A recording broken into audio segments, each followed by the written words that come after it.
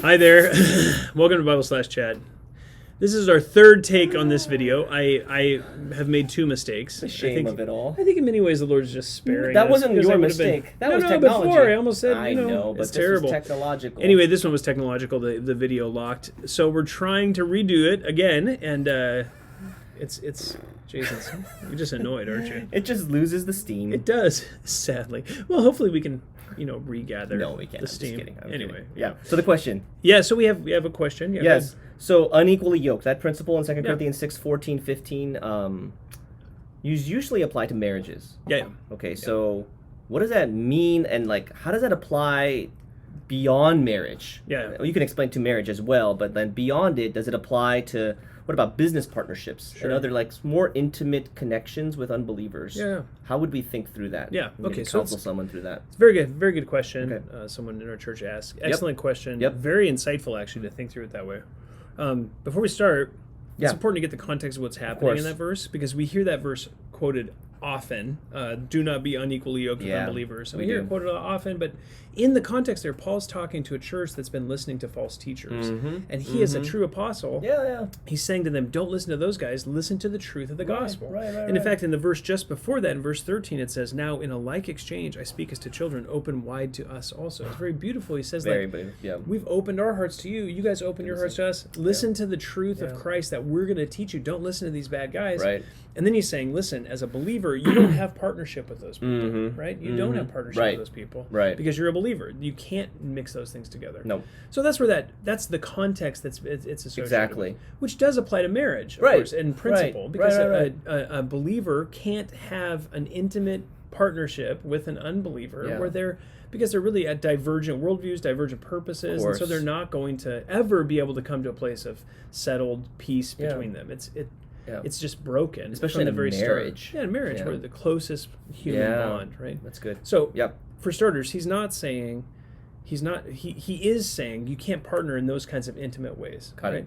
But he's not saying don't partner with any unbeliever ever in any context. That's good to know. Because actually, in another place, he says, when I told you not to associate with unbelievers, I didn't mean don't associate with them, don't associate with unbelievers. He says don't associate with people that claim to be Christians and aren't. Right? So he says if you weren't going to associate with unbelievers, you'd have to leave the world. Right. Yeah. Can't do that. So we live in a world where we do associate with unbelievers. All the time. And you have a job, you work for Starbucks, just go to work at Starbucks. Starbucks is a company that is not run with Judeo-Christian principles by and large. And they have very strong, political leanings and all sorts of stuff. Points. Yeah, there's rewards points. Yeah, that's Judeo-Christian in one sense. Anyway, so they absolutely right. You go to work at Starbucks. You're working for them. They're unbelievers, by and large, all unbelievers. You're probably working with all unbelievers, and yet you, as a believer, can walk in righteousess, walk in faith, and you're not partnering with Belial in that sense, right? I mean, you're not unequally yoked when you go to work at Starbucks, right? So then. Between that, where there's total freedom, and marriage, there's a whole spectrum of areas where there could be partnerships, which might cause you to be put into difficult situations. True. And the one example that was in the question that was asked was, what about business partnerships? Yep.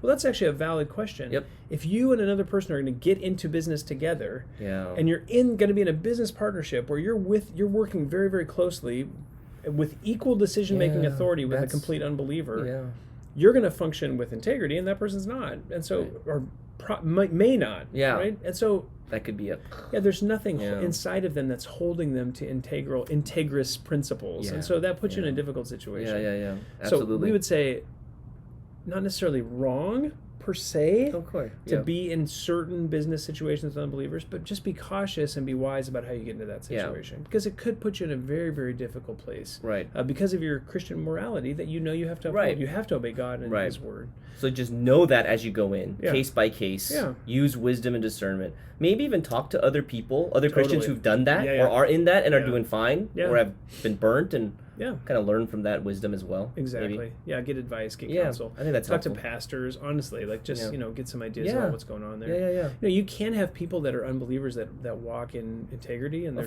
and common grace. Yeah, common grace. They would never do anything unrighteous, and maybe you're in that kind of a situation, which is great. But be very cautious going into that. Have wisdom. So the more intimate the union is, whether it's business or whatever, the more we want to think through that carefully. Very cautious. Yeah, there's no intimacy if you're an employee at Starbucks, and the highest level of intimacy is marriage.